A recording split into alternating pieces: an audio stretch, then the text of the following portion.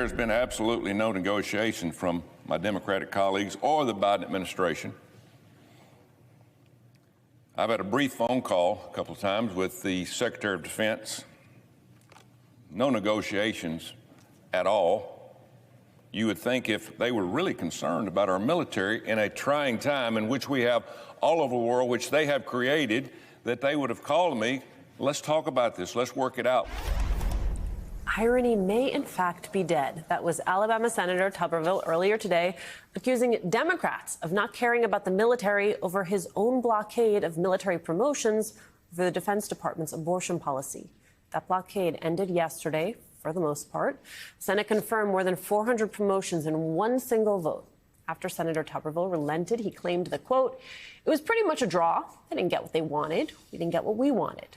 As if Tuberville's blockade, which leadership said was hurting military readiness, was just a game.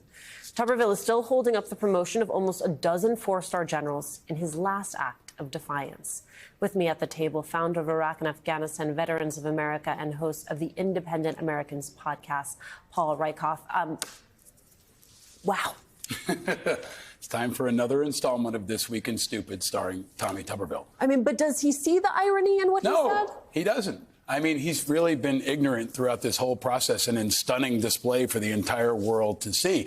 The stupid has gotten more narrow because he's been defeated. He's been rolled by people in his own party, by veterans groups, by former secretaries of defense, by the media. He's been pushed to have to back down, in part because Schumer would have forced it to a vote. And then he would have seen Republicans actually vote against him and his blockades. But now he's narrowed it down to only 4 stars, which are still senior leaders that are going to command units in a time of military conflict. So he's narrowed his focus, but it's more stupid and similarly detrimental and damaging to our national security as ever before. But what did he get?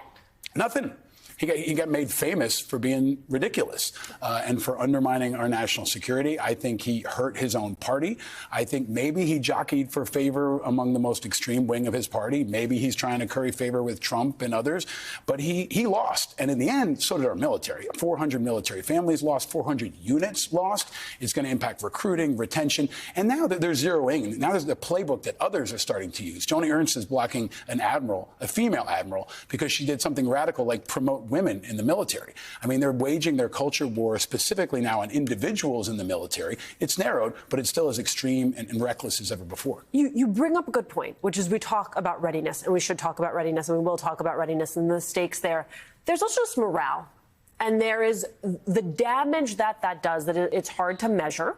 But I have to imagine that it lasts. It does. It drives people out of the military. It forces people to retire early. It encourages people to just not join because they might get caught in this political crossfire. And we're focusing on this instead of focusing on supporting Ukraine while Ukrainians are dying in the mud right now to fight against fascism and against Putin. We're not focusing on Israel and Gaza. We're not focusing on domestic threats here at home or even on the border. We're focusing on nothing else but this because he's engaged in this extremely radical political crusade. And it's radical. Make no mistake. This has never happened before. It should never happen again. And it's one guy who's caused all of it. It's one guy, but I want to go back to what you said about the fact that this is now becoming something of a playbook. You referenced Ernst. NBC News reporting today that Republican Senator Eric Schmidt is holding up 6 3-star promotions due to concerns over the nominee's stances on diversity, equity, and inclusion programs.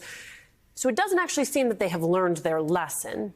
No, they've kind of spread out the targets maybe, and they're picking their spots rather than holding on blanket a whole group. And they're trying to make political examples out of people in uniform, which I think is really damaging and continuing to blur this political and military line. Let's make it clear. They're opposing them because they think they're too woke because they support diversity.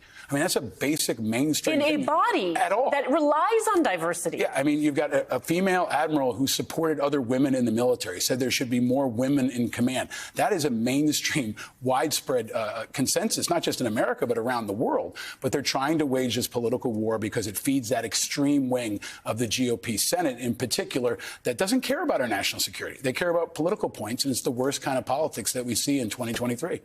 Paul Rieckhoff.